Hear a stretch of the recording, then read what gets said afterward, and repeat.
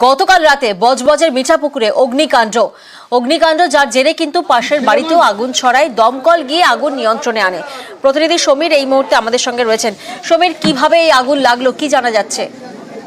দেখো দক্ষিণ যেটা ঘটনা হচ্ছে দক্ষিণ চব্বিশ পরগনার বজবজ 1 নম্বর ব্লকে বুইটা গ্রাম পঞ্চায়েতের অন্তর্গত মিঠাপুকুর এলাকায় রান্না করার সময় আচমকায় আগুনের যে গ্যাস সিলিন্ডার বাস করে বিস্ফোরণ হয়। বিস্ফোরণের সঙ্গে সঙ্গে মানে কয়েকটা বাড়িতে আগুন লেগে যায়, বেশ কয়েকটি বাড়িতে আগুন লেগে যায়।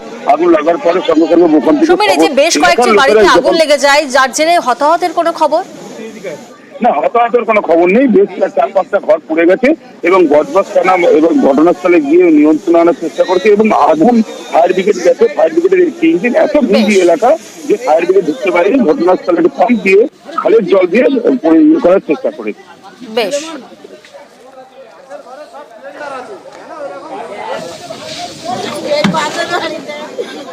রান্না করতে গ্যাস উপর করে রান্না করতে গেলে আমার তো ঘরে কিছুই না, অনেক ক্ষতি হয়েছে। ছিল না, ঘরে কেউ ছিল না।